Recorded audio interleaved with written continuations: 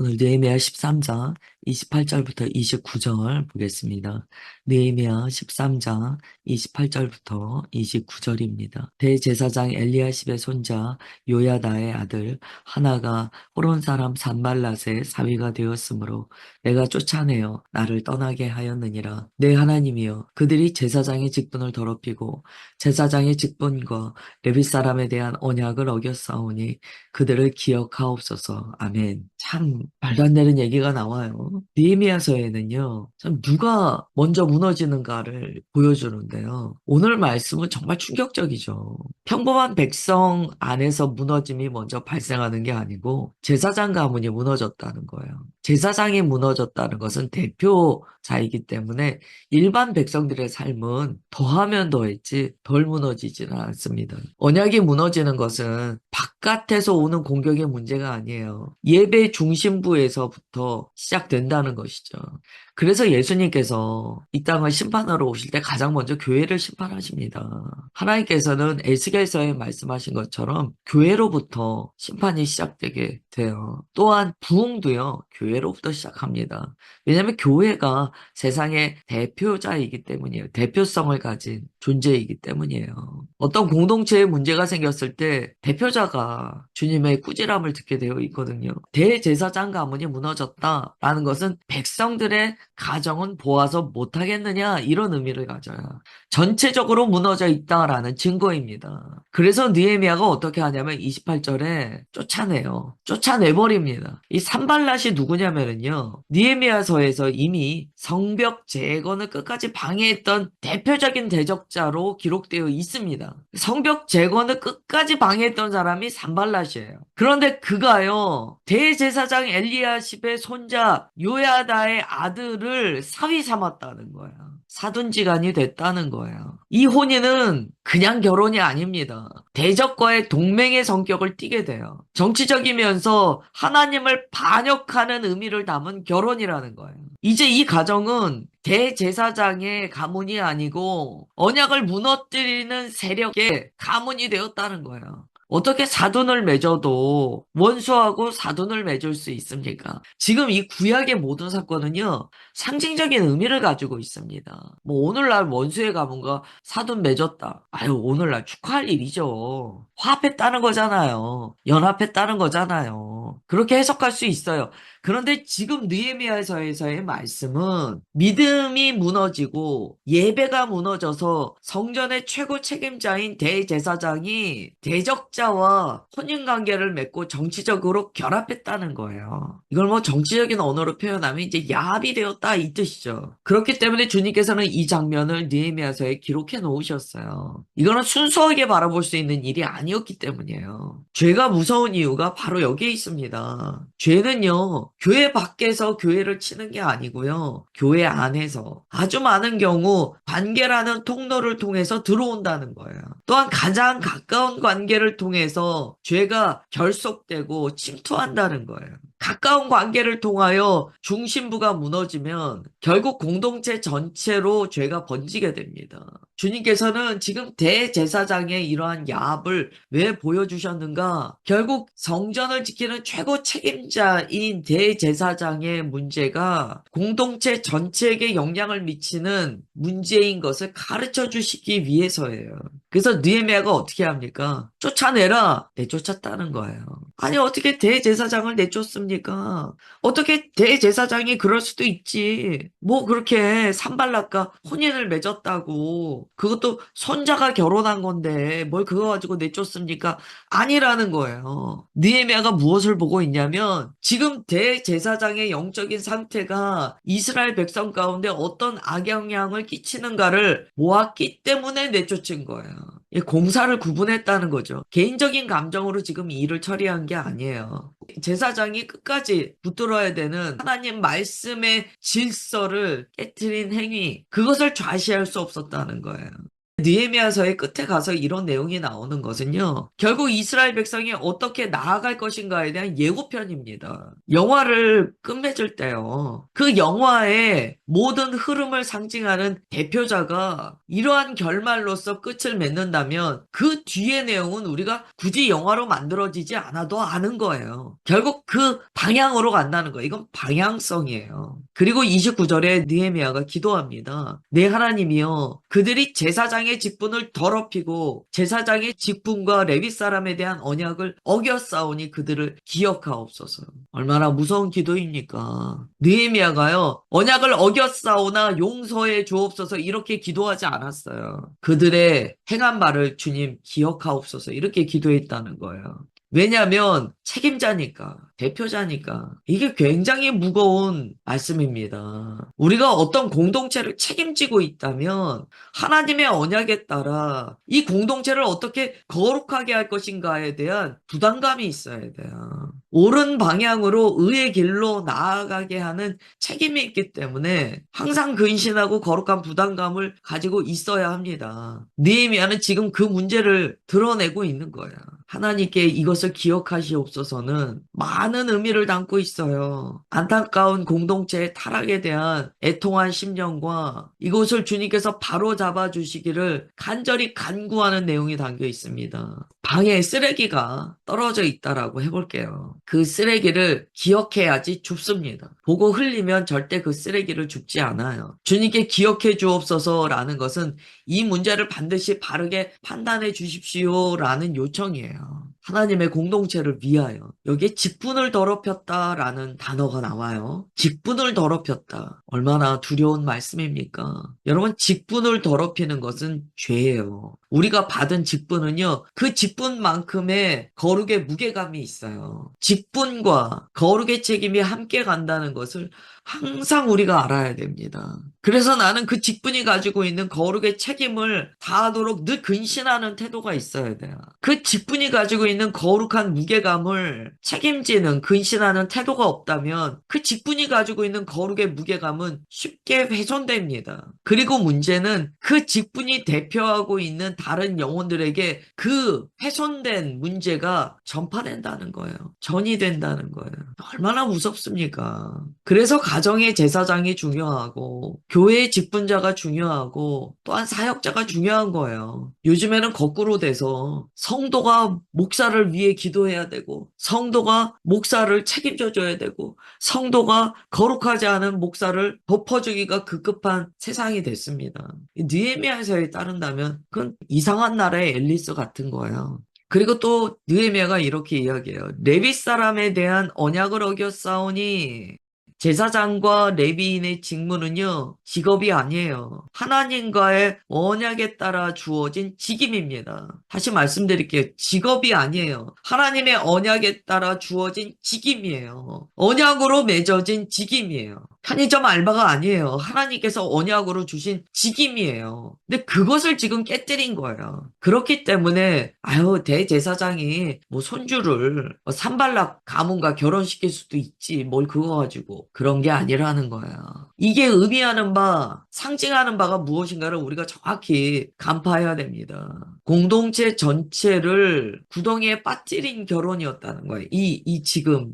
야합은 느헤미야가 하나님 그들을 기억하옵소서. 하나님 이것은 주님의 손에 의탁합니다. 주님 이것을 바로잡아 주시고 이것을 판단하시옵소서 라는 요청이에요. 하나님께 맡기는 거예요. 지금 이 말씀을 우리가 어떻게 적용해야 됩니까?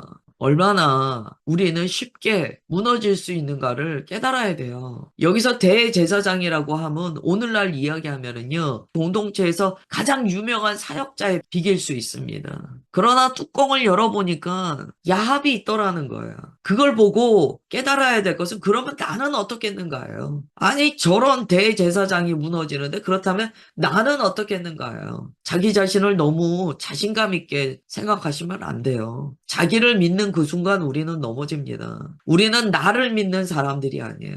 예수님을 믿는 거예요. 주님께서 우리를 붙들어 주시기 때문에 성도의 견인이 가능한 것이고 지금까지 우리가 믿음을 지켜낼 수 있는 거예요. 자기 자유의지가 얼마나 악한지를 까먹으시면 안 돼요. 나의 자유의지는 아무 생각 없는 망아지 같아요. 제어하지 않으면 어느 순간 죄를 향하여 저돌적으로 달려가게 됩니다. 금방이에요. 금방. 한 번이 어렵지 두 번 쉽고 세 번 더 쉬워요. 금방 와르르 무너질 수 있는 게 우리라는 연약한 존재입니다. 특별히 대제사장이요. 관계를 통해 무너졌다는 것을 잊으시면 안 돼요. 사돈지간을 그냥 맺습니까? 먼저 차 한 잔 마시고 몇 번 만나고 이야기하고 맞아 맞장구 치고 그러다 보면 와르르 무너지는 거예요. 그 다음에 이 말씀을 통하여 적용할 것은요. 하나님께서 내게 맡기신 자리가 어떠한 언약 관계의 자리인가를 다시 한번 생각하는 거예요. 주님께서 우리를 피값으로 사셨습니다. 십자가에서 자기 목숨을 내어주심으로 우리를 회복시켜 주셨어요. 하나님과 다시 언약 백성으로 맺어 주셨어요. 그렇다면 우리가 받은 자리, 직임, 직분은 어떠할까요? 예수님의 십자가의 피값으로 사신 직분 아닙니까? 그 무게감을 우리가 깨달아야 돼요. 그래서 주님과의 언약 관계로서 세상으로부터 구별된 이 거룩을 끝까지 지키는 싸움을 멈춰서는 안 됩니다. 늘 영적 전쟁이 있어요. 우리 마음에 유혹이 있고 어떤 관계성으로 달콤하게 들어오는 시험이 있습니다. 그럴 때마다 우리는 예수 그리스도의 십자가를 바라보며 예수님의 대속하여 주신 은혜에 감사드리며 주의 말씀이 내게 무엇라 가르치시는가를 늘 살피며 분별해야 돼요. 제사장 엘리야십이 도비아를 성전 방에 들인 것처럼 산발락과 사돈관계를 맺은 것처럼 우리도 충분히 그럴 수 있는 존재입니다. 이 말씀으로 우리가 기도할 때 주님, 공동체가 어떻게 이렇게 쉽게 무너지는지 말씀을 통하여 확인하게 됩니다. 먼저는 내 마음이 주 예수 그리스도의 보혈로 지켜지기를 간구합니다. 또한 우리의 가정과 공동체가 주님의 거룩한 은혜로 지켜지기를 원하나이다. 주님께서 우리를 언약 백성 삼아주신 그 거룩한 은혜의 무게감을 깨닫게 하시고 말씀을 기준으로 의의 길 걸어가는 우리 모두가 되게 하옵소서. 우리가 그렇게 기도해야 돼요. 이런 거 보시면서 읽으시면서 어떻게 대제사장이 그럴 수 있어. 그러고 끝나면 안 읽으니만 못해요. 내가 그럴 수 있는 존재라는 걸 우리가 꼭 깨달아야 돼요. 그 다음에 이제 30절, 31절이에요. 내가 이와 같이 그들에게 이방 사람을 떠나게 하여 그들을 깨끗하게 하고 또 제사장과 레위 사람의 반열을 세워 각각 자기의 일을 맡게 하고 또 정한 기한에 나무와 처음 익은 것을 드리게 하였사오니 내 하나님이여 나를 기억하사 복을 주옵소서라고 이제 느헤미야가 총정리됩니다. 느헤미야는요 모든 말씀을 한 방향으로 다 화살표를 가리키며 모으고 있어요. 뭐라고 하냐면 이방 사람을 떠나게 하고 깨끗하게 했다. 정결하게 하였습니다. 반열을 세웠다. 이게 뭡니까? 각자의 자리에 질서 있게 세워 주님을 섬기게 했습니다. 각각 자기 일을 맡게 했습니다. 자리에만 세우는 것이 아니고 주님께 맡은 직무를 다하도록 가르쳤습니다.